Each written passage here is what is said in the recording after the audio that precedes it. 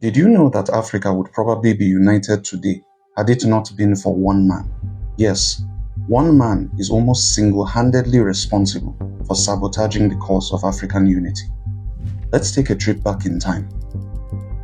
It is April 1957 and a high-profile summit is taking place in Abidjan, the capital of Côte d'Ivoire.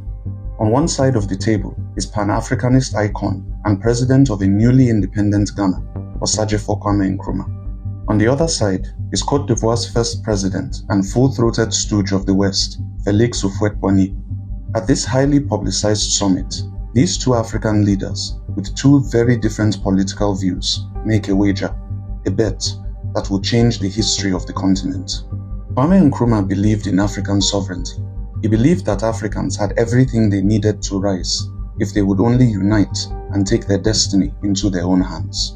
In 1963, he helped found the Organization of African Unity, the African Union's predecessor, to this effect, along with Guinea's first president, Ahmed Sékou Touré, and other African leaders. He also, along with Touré, laid the ideological foundations for the All-African People's Revolutionary Party in 1968, 2 years after his toppling in a CIA-backed coup. More on that shortly.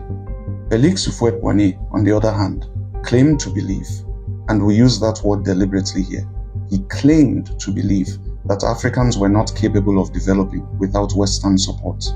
He wanted his country, Côte d'Ivoire, to remain in its former colonizer France's post-colonial sphere of influence, known as Francophrique, and for Africa as a whole to remain under the thumb of the West forever. No points for guessing where he got his belief about African inferiority from. Anyway, the bet, known as the West African wager, was simple. Which nation would develop faster? Ghana, whose leader had chosen sovereignty for his people, or Côte d'Ivoire, whose leader had chosen continued enslavement under the facade of independence. Now, how bets usually work is that both parties shake hands, go their separate ways, and don't get up in each other's business until the results are in. Unfortunately, the colonizers of Africa have never been known to play fair, and neither have their pets. 9 years after the West African wager was made, Kwame Nkrumah was deposed. And where did the Western-backed coup plotters use as their main base of operations? Felix Boigny's Côte d'Ivoire. This would not be the last coup against a sovereign African government that Boigny would be involved in.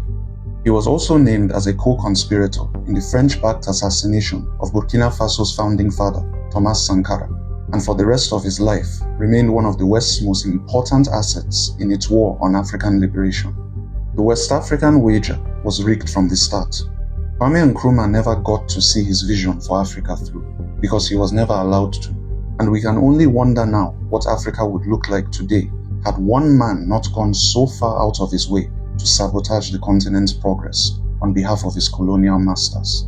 But in the fullness of time, the joke was on Côte d'Ivoire, and it gravely misled masses. Today, the West African country continues to offer itself up to Western interests and stand in the way of Africa's progress under its latest Western puppet leader. Meanwhile, Ghana is moving towards greater control of its natural resources and greater economic growth under its own present leadership, a leadership which seems keen on reviving the nationalist vision of Ghana's founding father. And just across Ghana's northern border, Nkrumah's Pan-Africanist dream has also found new life in the alliance of Sahel states. Kwame Nkrumah may have lost the West African wager, but the Africa that he dreamed of may yet become a reality in the coming years. For the Spearhead, I am Barahat.